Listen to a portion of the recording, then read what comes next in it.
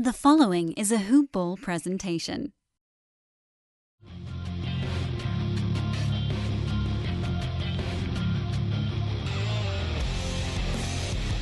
Welcome to the Fantasy NBA Today podcast. What's happening, everybody? Welcome to Fantasy NBA Today. It's Wednesday, I think. It's hump day. It's the end of my week. I kid. I got plenty of things left to do. They're not podcasts. So that's okay. Monday, Tuesday, Wednesday, you got me. Tomorrow, you got Neil. And I hope Ethan,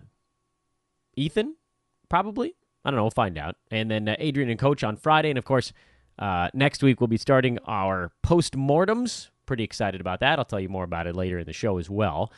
We got Brandon Marcus coming up here momentarily. Due to scheduling concerns, we've actually got to catch him in the car for this podcast, which is kind of cool. Trying out a new technology here. Skype to phone, or Google to phone, or something. We'll figure it out. I talk like I'm 85 years old. I actually have a marginal understanding of what I'm doing here with electronics. And we'll get back to fantasy today, too, which I know those of you who love the gambling shows, you're probably not happy about. Those of you that prefer the fantasy shows, you got that one-day blip, and we'll dive back into it today. We're getting more into the lessons learned from a season or seasons gone by. And that'll be the topic du jour, topic of today's show. Also, of course, talk about the developing NBA playoff series, the results, obviously, from Tuesday night, Philly-Toronto and Portland-Denver, 2 games finishing up. 2 series now officially on the hot seat. Both of those were 2-2 going into Tuesday night, which is pretty cool. Hotly contested. Conference semifinals have been a lot of fun. Excited to talk a little bit more about those. Well, I got to budget my time appropriately here. I don't want to get Brandon into a car accident. I want to get his thoughts on both the fantasy side and the reality side. We'll probably focus more on the fantasy stuff, to be quite honest, because I do think that this is a time of year where it's easy to basically ignore fantasy because it's not really at the forefront, but it is also a time where you want to write things down because 3 months from now, when you start to prep yourself, let's be honest, we start doing it July, August, to get ready for the next fantasy season. These are the things that you forget. And this is why we have this nice podcast documentation we can always go back to. I'm Dan Besbris, by the way, at Dan Besbris on Twitter.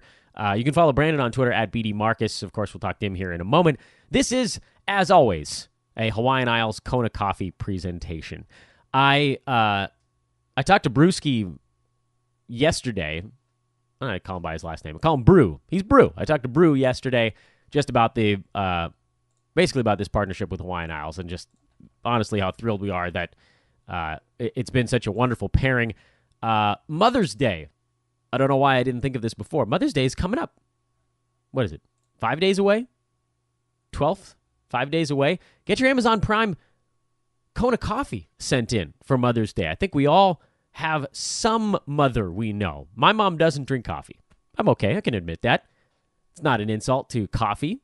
It's just my mom. Where do you think I got my digestive system from? But my aunt and my mother-in-law both drink a boatload of it. So I'm going to get them some Hawaiian Isles Kona Coffee. I don't know what flavor they like, so I'm going to close my eyes and hope for the best. But you should do likewise, and you should do it.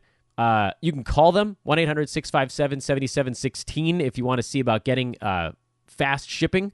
If you want to do it through HawaiianIsles.com, or you can just get it on Amazon. And if you're a Prime member, you can have it by tomorrow with a $35 purchase. Doesn't all have to be Kona Coffee. If it is, even better. Should have mentioned this earlier in the week. Hopefully, you guys still have time. You do, certainly, if you're doing it Prime. You can have it by Friday. Listen to the podcast today. Have it by Friday. Give that up to whatever moms you know that love coffee. Taste the warmth of aloha. That's what it says on their homepage. And then, again, they've got the K-Cups, too, if the mom you know is into the Keurig stuff.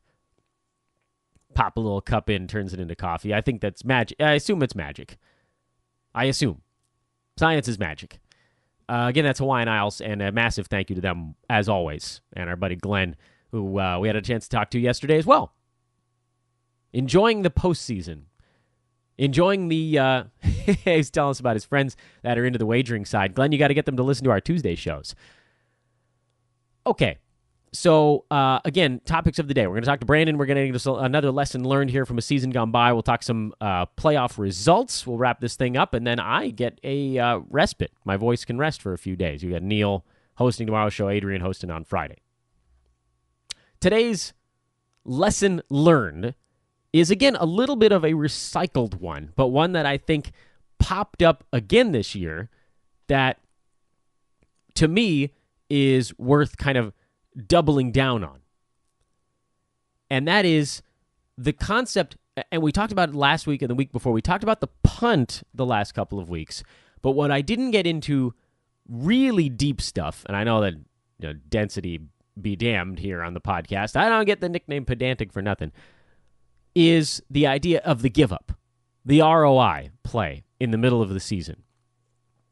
And not whether or not it's a reasonable play, but whether, because it is, by the way, it's a very reasonable play. If you have a terrible team in one category and you didn't mean to, year after year after year, I end up drafting a team that I think is really good, and year after year after year, I end up with a team that's just not that good at scoring. I end up in the bottom 4 almost every single year in points. That wasn't the case, by the way, in all of my leagues this season. There was a league where I had a Dame Paul George draft basically near the turn. I think I had the 11th pick in a 12-team league. I ended up with Dame at 11 and Paul George at 14, which was cool. That was a really nice pairing to get, and almost no matter how bad the rest of my team was at scoring the basketball, I was still going to be middle of the pack. I think I was like 6th from the bottom, which, by the way, tells you how bad the rest of my team was at scoring. Sorry, I know that's not all that funny. I think it's funny. Because Paul George, over the course of the season, what did he score? Almost 2,200 points. Lillard, almost 2,100 points. Those two guys alone had me over 4,000. And I think that my entire team in a 900 games played, I had like 14,000. So the other, whatever it is, 730 games, I got 10,000. And then the last 170 games, I got 4,000. That tells you how little I care about points. But there was no point in giving up on that category in that particular league. Just giving an example. Most leagues, and a lot of them I've done quite well in, almost always top 3 in Roto when I'm not very good in points, is because, to me, I find it a lot easier, and you guys know this about me, and when I'm going to talk to Brandon about it as well here in a moment. You guys know this about me. My focus is almost always on defensive stats and percentages. Because if you can rack up, let's say you're in a 12-team league, you're probably not going to be first place in both field goal percent and free throw percent. But I would say that if you can rack up some 18 points, so like average 9 in each, and if you can be top 2 or 3 in steals and blocks, you're going to be in the top 3 in your league. I don't think there's any way, you almost can't biff it at that point. You'd have to be so bad in everything else. Because if you're really good at percentage and you're really good at steals and blocks, you're probably going to be at least middle of the pack in turnovers. You probably don't have a ton of high-volume clankers on your team. So there, I'm going to call it, is some 45 Roto points. You are effectively 2/3 of the way, roughly, little less than that. You're like 60% of the way in non-category to winning your league in 4 of the 9 categories. But I want to get into the timeline of it. So let's talk to Brandon about that. So we're trying a little new technology. I think I mentioned it earlier in the show. I mentioned it yesterday as well. Thanks to my fluctuating schedule and lack of assistance over here, we've had to catch Brandon in the car driving home in Los Angeles rush hour traffic. Are you okay?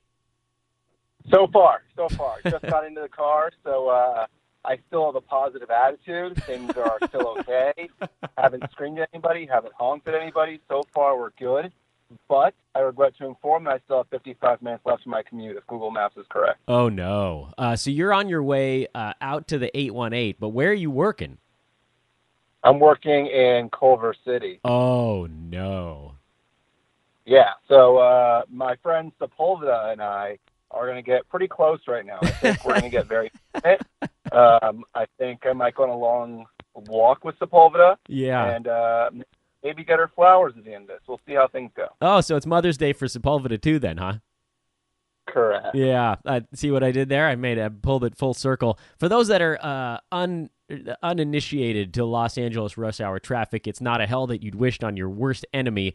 And Brandon is driving out of the city in the traffic. So you're going with the flow. I actually try to avoid leaving my home from about 3:30 in the afternoon to almost 7 at night. And here you are driving some like 20 odd miles in it. So congratulations. Today you win. So let's talk fantasy sports before you lose your mind, because I can almost guarantee it'll happen before Mulholland. I was talking, this is all like inside jokes for people that have to drive in LA. I was talking briefly here before we got you on the horn about, last week and the week before we talked about punting in our Wednesday shows and sort of conceptually what goes into it, some adjustments that I've made to my strategy. But I had some other thoughts today kind of on the mid-season give-up, where, if you're in the bottom like sixth, so like basically bottom 2 or 3 in your league roughly, what are the advantages and disadvantages to giving up on a particular category? I think you told us your thoughts on that earlier, but is that something that you ever do mid-season, give up on a category in a roto league, or do you always sort of, you take what points that you can get? How do you approach that type of situation? I think it goes to what we were talking about last week, where if you notice you only have, let's say, 2 points to gain in assists, and you say, you're screwed, you're so far behind, there's no way you're coming back from assists, then sure, go ahead and trade a guy that is primarily assist to get you someone that'll give you, 6 or 7 points in steals or blocks. It's just simple math. I mean, you figure out what you can gain and what you can't gain, and what you have to lose. All right, so here's the Jim Gray twist to this whole thing. Is I was thinking about it a little bit more over the last 48 hours, and I was looking at some of my leagues over the last couple of years. I always cut and paste the final numbers into a spreadsheet so I can kind of remember what it took to win a particular league. And one of the things that jumped out to me in these roto formats is that a lot of times the bottom half of the league doesn't make their games cap, and that sort of throws a wrench into the kind of the give-up plan. I haven't gone back and looked through to see how many points that might have cost me, but I'm starting to think now maybe there is a reason to keep fighting in a category, even if you're in dead last in February. If 4 teams give up, you might be able to pass 2 or 3 of them, and then maybe you're leaving points on the table. What kind of experiences have you had in roto leagues? And I know you do more head-to-head, but what kind of experiences have you had in roto leagues of teams not getting to the games cap? It's funny because I'm actually doing a baseball survivor league right now, and there's a innings min and innings max. And if you don't meet the min, everybody goes to 0. All the categories go to 0 for your pitching. And once you hit the max, you're done. I mean, any pitching, let's say you hit on the 22nd of the month, all your stats after the 22nd don't count.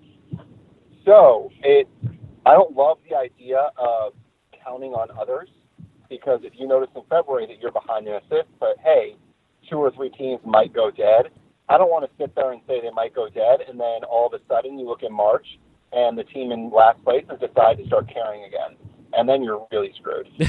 That's a good point. You not relying on the give up of others. I think so. What you're saying is you basically want to attack this with the assumption that every team in the league is going to put their guys in.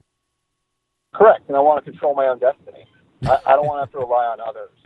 And if by this strategy, you're relying on others, and I think that could kill you. So just at a quick glance, now looking, and obviously my settings are a little bit higher than a lot of leagues. We had a 900 games cap for the 10 slots. It was 90 per slot instead of 82. We upped it. We increased it from 82 to 90 to make the bench a little bit more reasonable. Right. Only 2 teams actually hit the full 900. By the way, that's second and third place, as it turns out. And then an additional 5 were over 880. So I'm going to go ahead and call those 7 teams basically using up their games cap. But oddly enough, the other 5 teams were sort of a mishmash of like 40 below, 50 below, and then one team was 80 below, but I think that team screwed something up early in the season and didn't unload injured players, which, by the way, goes back to what we talked about last week as well. You can only have so many injured bodies on your team. Yeah, where the top 7 finish, by the way? Because I'm curious. Those top 7 in games played, where do they finish in the standings? Let's see. Top 2 was second and third place. The next one was fourth. The one after that was fifth. The one after that was sixth. But all those teams, by the way, were within 11 of maxing out. So that was between 889 and 900. Exactly. No surprise there. I mean, that goes back to what we were saying last week. Yeah, the only one that came in there, by the way, Brandon, that wasn't in that mix was the team that was at 820. That was 80 games down, but basically they just started only their best players.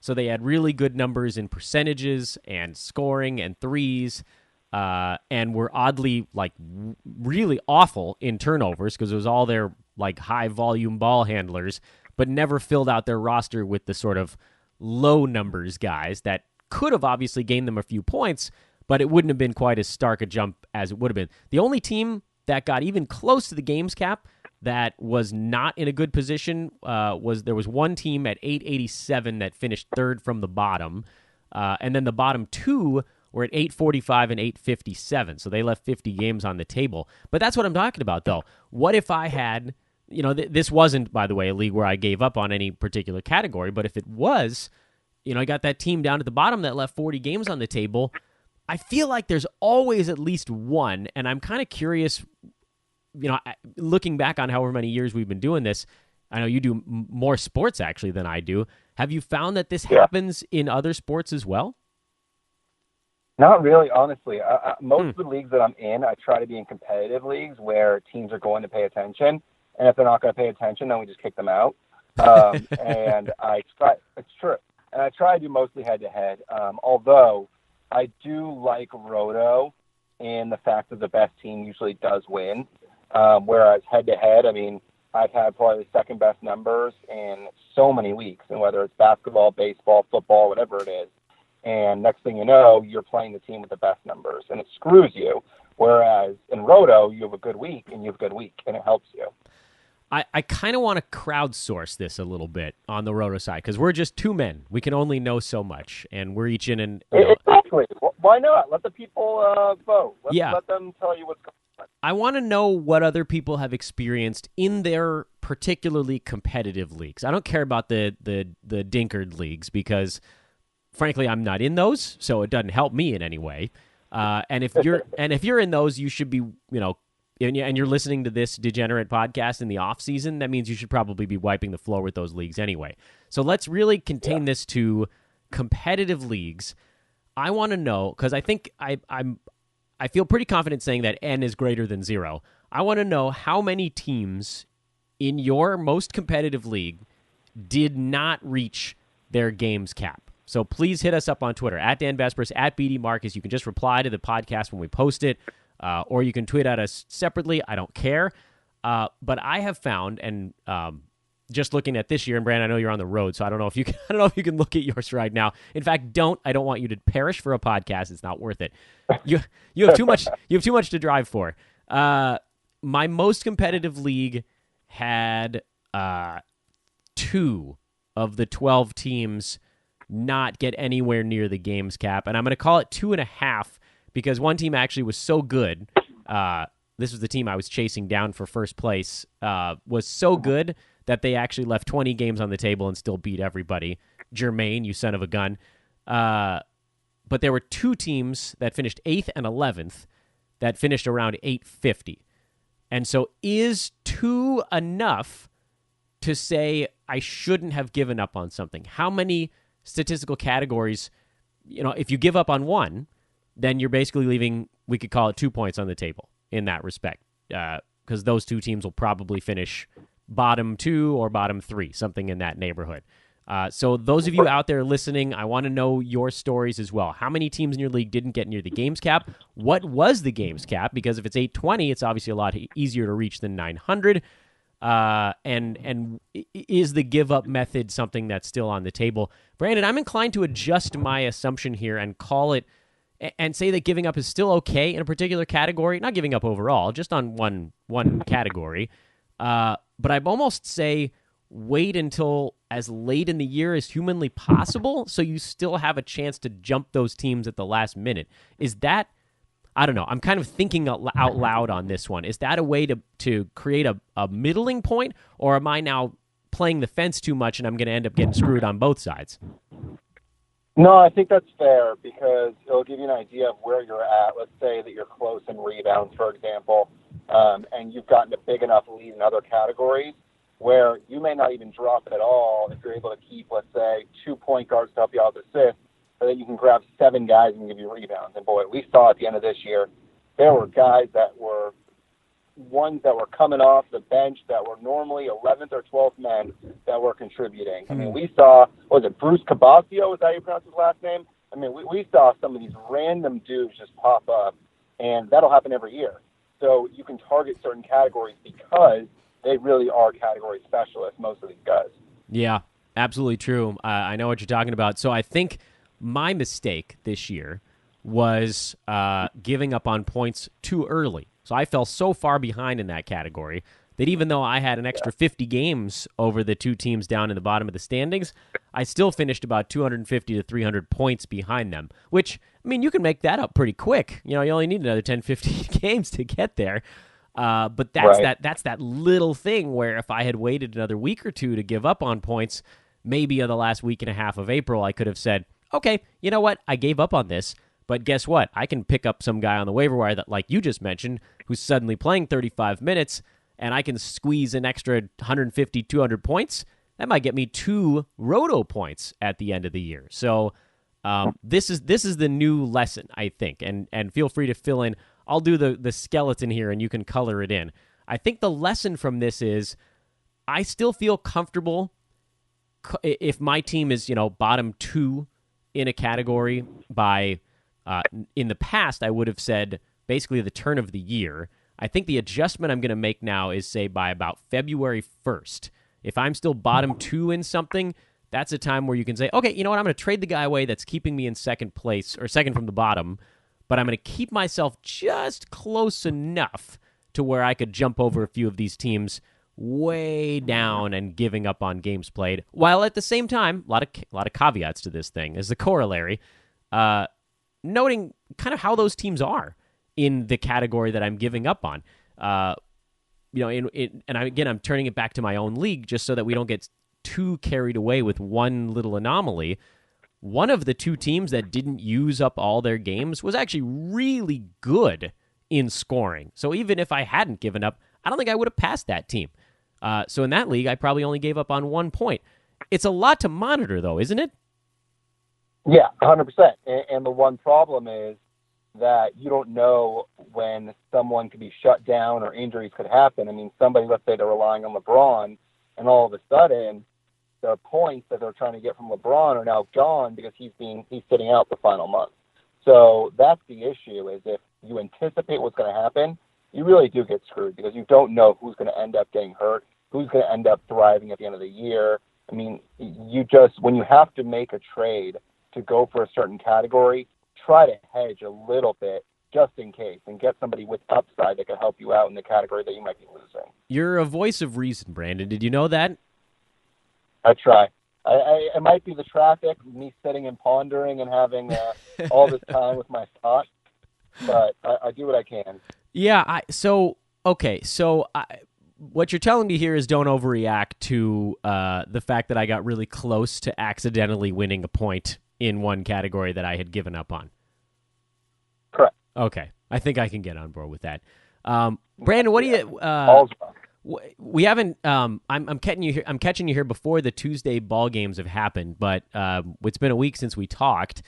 It looks like the Milwaukee Bucks are about ready to finish off the Celtics. The other series are pretty damn good. In fact, as of the time you and I are speaking right now, they're all tied 2-2.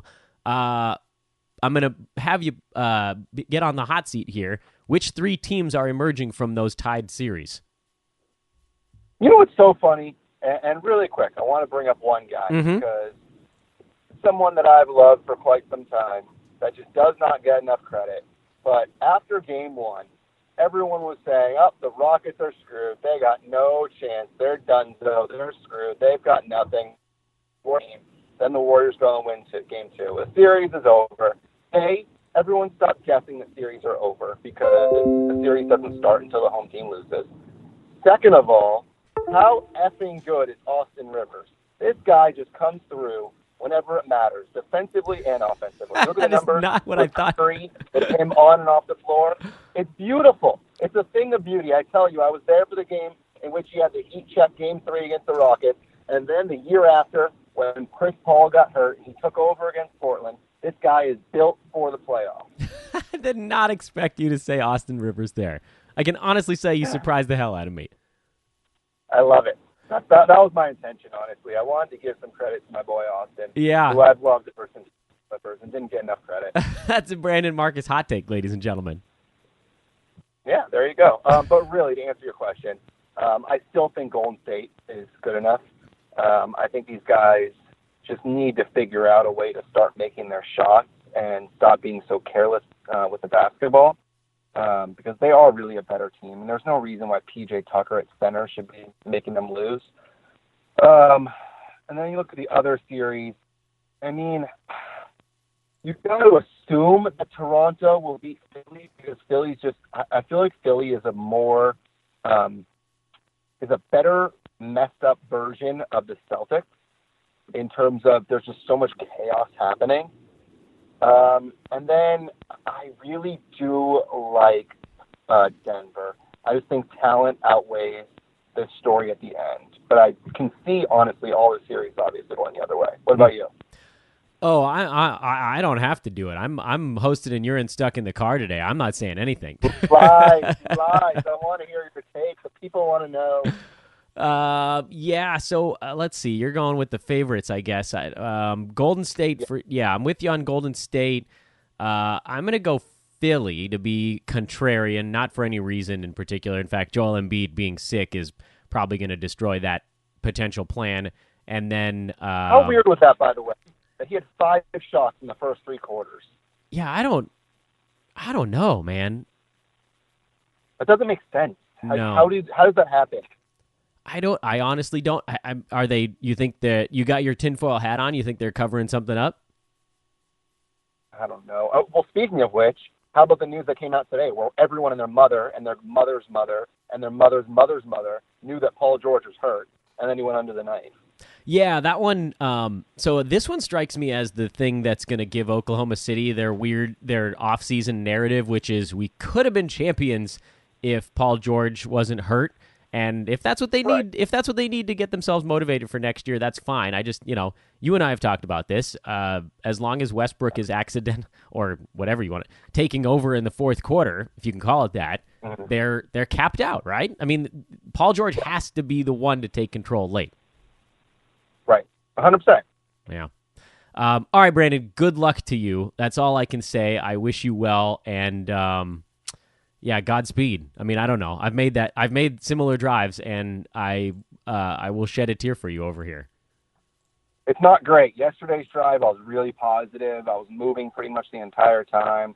Rarely did I get into real bumper-to-bumper traffic. But today, I'm not even at Sunset yet. For everyone that knows the LA area, we got in the car when I was in Culver City, and I'm on Sepulveda. Me and Sepulveda are not getting along very well right now, as I'm not even at Sunset. You're actually not that far from my house, so if you're tired, you can come crash on my couch for a few hours.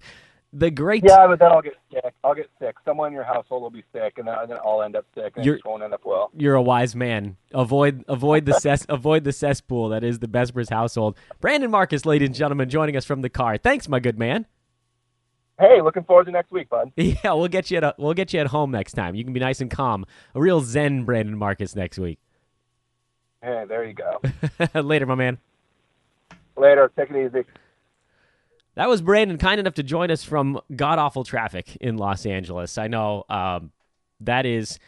I mean, I think a lot of you guys that listen to this show have either lived in L.A. or are in L.A. now, or at least have visited, and it is not great. He's got a long way to go. Wait till he gets to the 405-101 interchange, then he's really going to drive off the side of the road. Joking, but am I? Am I joking? Yeah, I mean, honestly, it's probably going to be the three favorites in that series. I in a play bracket I have with my buddies, I did pick Philadelphia, but I don't know what's going on with Joel Embiid. Is he sick? Is he hurt? They're saying sick, probably hurt. Either way, without him at full strength, they're not going to win that series. And then Denver, that line's gone up from 4.5 to 5 today. I do think the Nuggets win this ball game, but I do think that one goes 7. So, coin flippy, as it were. We'll know more, obviously, by the time this podcast airs. And I will actually pull back the curtain a little bit. We're going to save the end of the show until first thing on Wednesday morning. So we'll do a little update on the 2 games, Philly-Toronto and Portland-Denver, taking place on Tuesday night. And we'll give you some live betting updates on the differences to those shows as well. Again, final thoughts on that ROI discussion. Brandon actually makes a really good point. You don't really want to rely on teams to give up, because what if it's only 2? As I just mentioned, in my most competitive league, it was only 2 teams that really didn't get anywhere near the games cap. And so then you're talking about a best-case scenario where if you have, and let's just talk through the numbers on this one. Let's say you're second to last place in points, and that's what I'm using because this is constantly what I run into myself. But it might be 3-pointers or rebounds or assists or whatever it is on your side. Let's say you're second from the bottom in one of those 4 main counting stats. 3 in particular, points, rebounds, assists is what we'll look at right now. I do not advise, by the way, punting a percentage in Roto. That's a recipe for disaster. But points, rebounds, assists. Let's say you're second from the bottom, so you're getting 2 points in one of those 3 categories. And come January 15th, you realize you got one guy on your team who's pretty good at scoring. He's putting up, 21 points a game, something like that. Doesn't matter who it is. If you need a real life example of someone who scored 21 points this season, I don't even know where to begin with this thing. I have to sort by points per game. 21 points per game was someone like a lot of these guys that scored 21 were really good in other categories as well. How about Klay Thompson? He's very good in scoring. And he's got other categories where obviously he was very effective, but rebounds and assists were not really among them. 4 rebounds, 2.3 assists. He's averaged 21 points a game. If you want to go farther down the list, Lou Williams would be another one, although his assist numbers were a little bit higher. So let's say you had Klay Thompson on your team, and obviously you're going to take a hit in 3-pointers there as well, but he was ranked right around 30 for most of the year, somewhere between 28 and 35 for the bulk of the season. And at that point, you're thinking, you know what? I'm second from the bottom in points per game. I'm going to flip Klay Thompson for someone who's ranked anywhere between 2 spots above. Maybe you run into somebody in your league who needs to move, like in Al Horford, who was right around high 20s and is really good in a bunch of other categories, all the way down to top 40, right? Where you take a little bit of a hit, but maybe you pick up someone like in Otto Porter, somebody who's willing to part with him. Let's say he played more games this year. Or Kyle Lowry, who was in the mid-30s, and obviously, from a field goal percent, you would have taken a hit there. And the points, you take a hit, but better rebounder, far better assists, better steals numbers than Klay Thompson this year, 1.4 to 1.1. Similar in free throw shooting, but you do get that nice bump in all of the non-scoring categories, and you don't take that big of a hit in 3-pointers. So let's say that's the move on the table for you. Does Kyle Lowry, in this instance, he gives you 1 more rebound a game and 6 assists per game. 25 games left, 30 games left in the season at that point. That's a pretty big deal. That's 150, 180 assists going into your bucket. So what does that mean? Well, you take a look at your league breakdown right now, and what would 180 assists do for your team? Where are you right now? And would 180 add, 1, 2, 3 points to your assist total? 180 is a pretty big deal. That's like 5% of what some of the winning teams are putting up, maybe a little more even. What about the extra 10 to 15 steals over the rest of the season that Lowry would get you? What about what you're losing in 3-pointers? Those little things, you add them up. Okay, I'm going to lose 1 point in points by giving up the one guy on my team that can score, but can I gain 2 to 3 in some other statistical category? Can I make this a plus ROI? +2. That's all you'd need at this point, because you're losing 1 in points. If you have a +2 in the other half, then you're a net positive. Now, adding on the last part of the math to this equation, what about if 2 teams in your league give up on the category what if 2 teams in your league don't hit their games cap in the category that you're giving up? So what you have to look at is, okay, let's look at the teams at the bottom of the standings. What if these teams give up and don't hit their games cap? What if they stop setting their lineups?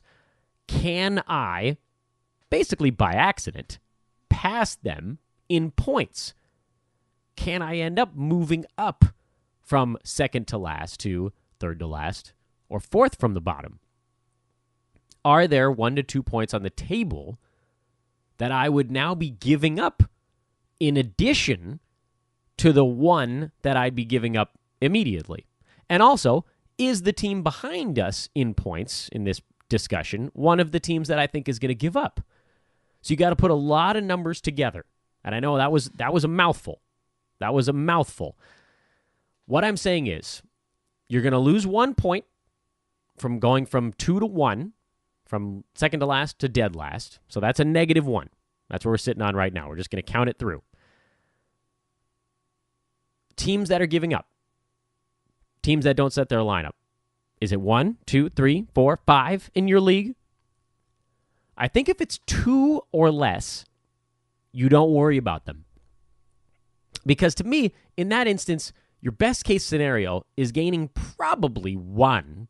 Well, best case scenario is obviously gaining 2. But the more likely scenario is gaining 1 point back at the end of the year when you pass that team. And maybe you pass both, but you probably also lose a point in turnovers. More than likely, one of the teams that doesn't finish all their games cap is going to have fewer turnovers than your team, even if you had a really good, low, that is, turnover team.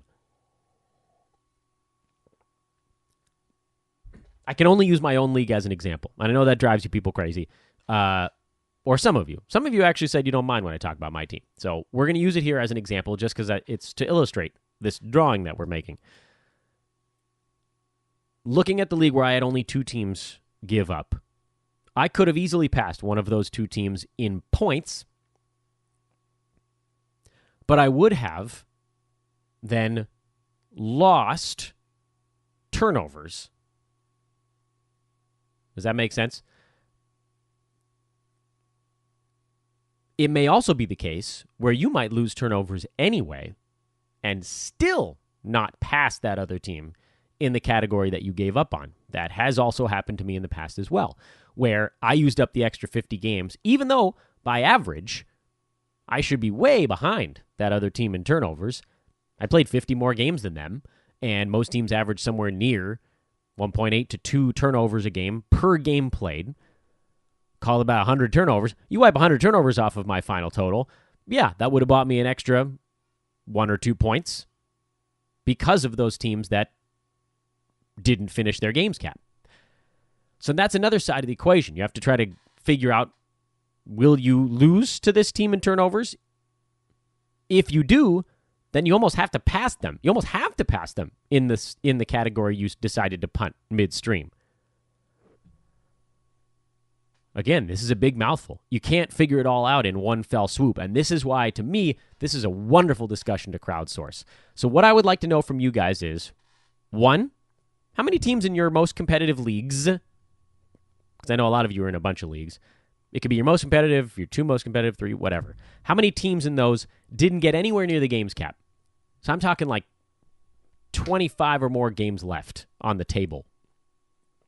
I don't care if it was like 820 and someone had, 809. It's close enough. But if it was 820 for you and it was like 790 something or less, and in my case, 900, some teams getting to 870, 860, 850, stuff like that. How many teams in your leagues left games on the table? Like I said, in my most competitive league, it was 2. My other one's a keeper league, so teams that give up rolling down near the bottom, they're trying to beef up draft picks and stuff anyway. Most competitive leagues, it was 2. In that league, I did ultimately lose a point in turnovers to one of the teams that didn't finish out, but did not gain the point back in points. So that ended up being kind of a -1 for me with those teams not finishing out their schedule. Were there any categories where they would have passed me had they finished their schedule? I honestly don't know. And this is why I think Brandon's advice is salient, and that is, don't worry about the teams that are giving up.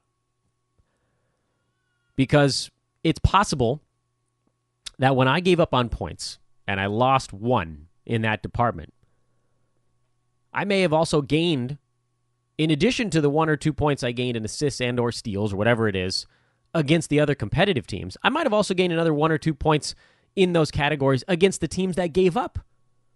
I may not have passed them in certain things without making that midstream adjustment.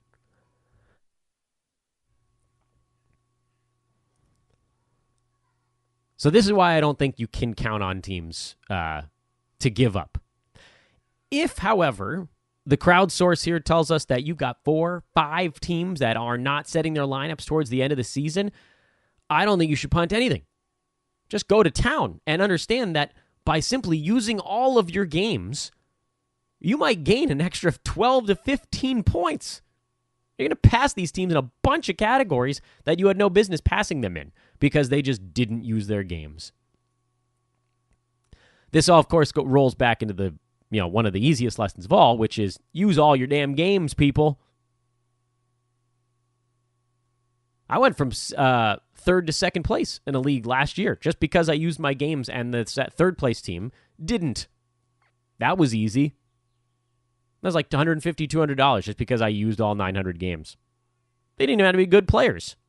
Just a couple extra guys, and I squeezed past that dude in rebounds. Okay, cool. Use all your games played, and then don't count on other people to give up unless it's a really big number. So let's find out what that big number is. Everybody, please do tweet at us, at BD Marcus, at Dan Besbris, at Hoopball Fantasy. I want to know how many teams in your league gave up. We will now make a time lapse here. You can put a little ellipsis in the podcast, even though, you're only going to hear 1 second of silence. And we're going to finish up the show first thing on Wednesday morning, and then we'll get this thing posted to you. So that is Dan once again pulling back the curtain. And we'll finish up the pod here in 3, 2, 1. And what did I tell you? It's Wednesday morning now. You don't know the difference, but I told you there's a difference, and now we know how the games went last night. They went basically as expected. The hope for me was that Philly would be competitive, but with Joel Embiid clearly not right. 13.6 rebounds, 5 out of 10 shooting, 8 turnovers for Embiid, 5 for Ben Simmons. Those two guys were just not good. Jimmy Butler, the lone bright spot for Philly, and has been for most of the playoffs with kind of intermittent explosions for the other guys. He's been the one consistent. Raptors beat him up. If Joel Embiid isn't healthy, they've got no shot. I know that some of the metrics, the advanced stuff, actually show that Ben Simmons is the more important player for this team. I think that changes dramatically in the postseason, where you can't get out and run the same way. You need the guy that can go get you a bucket at a decent percentage. Raptors have that in Kawhi Leonard. Philly had past tense that in Embiid, but if he's not right, then it doesn't matter. So Toronto's up now 3-2 in that series. And likewise, Denver beat up on Portland. I didn't think that this was going to be a blowout. I did say that I was leaning to Denver on the side. I thought that they were going to win this ball game. I thought that they were going to kind of take care of business.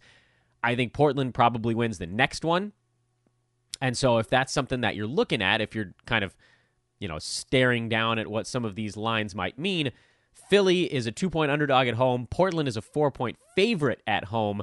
I'm probably not touching either one of those things. Obviously, depending on what we get out of Embiid, if he's even remotely questionable, if he's still battling whatever this is, illness or injury or whatever, I think Toronto has a pretty good shot to finish up that series. I think they have a better chance to finish the series than Denver does on Thursday. And the betting odds kind of reflect that. Raptors are minus 800 favorite at this point in the series. Nuggets minus 420. So that tells you all you really need to know about how bets and how Vegas views these two series, which is kind of the same way we just said. Raptors seem like they're really in the driver's seat. Nuggets came away with a blowout. Damian Lillard wasn't as good. CJ McCollum was not good at all, and they didn't get the contributions that they needed to be competitive. Denver made some more shots. In terms of what's going on tonight, you've got Boston, Milwaukee. Bucks favored by 8.5. I don't think I'm touching that ball game on the side. Warriors by 6. I do think the Warriors win this game. I don't know if they cover that 6 points. I'm probably not touching either one of these things. Warriors, by the way, minus 245 this morning. On the series price, if you think they're able to get 2 of the next 3 games, Rockets at plus 205 if you think they can do it as the underdog. Pretty fair numbers in that one as well. My hope really going into a lot of this stuff was that the Raptors would be a shorter favorite, but they're a very large one. at up 3 games to 2, there's a strong expectation that they close this thing out. And then all these things floating around on the internet about Kyrie kind of taking plays off and not doing the right thing for Boston. I have a very bad feeling about this ball game being the end of their season, as it should be. It's on the road in Milwaukee, so it's not a crazy thing for me to expect. But as we talked about with Neil on Tuesday, if they get punched in the mouth, that might just be the end of it. And that's where we sit right now. Thanks for waiting for the last little bit here, all 2 seconds of it for you. There was a solid 15 hours between the beginning and the end of this podcast. And now I will officially pull the curtain back, hit the stop button on the recording device, and post the show. That's the weird ending to this thing. I'm tired, guys. Wife's been out of town for now 5 days, back in a couple. I have not had a moment. I haven't blinked. Kid gets up early. I can't get my work done. I got to try to stay up late doing it. I wish I could have a Wyatt Isles Kona coffee. Oh, my goodness, if only I could digest caffeine. Anyway, thanks to H.I. Kona Coffee as always. Thanks to Hoopball. This is Fantasy NBA Today. And thanks once again to Brandon Marcus for talking to us in L.A. traffic and not losing his mind. I'm Dan Besbris. I'm done for the week. The show is not. Neil back tomorrow hosting with likely Ethan Noroff. And Adrian and Coach will wrap things up on Friday. Again, next week, we will begin our in conjunction with the written side post-mortems. Next week, Knicks, Suns, Cavs, Bulls, Hawks. As we roll through Monday through Friday, we're going to talk about everything we learned from those teams, what we might expect going forward, and fantasy thoughts as well. That's next week on the podcast. Neil and Adrian, over the next 2 days, will wrap up this week on Fantasy NBA Today. So long, I guess. I'll talk to you guys on Monday. So long.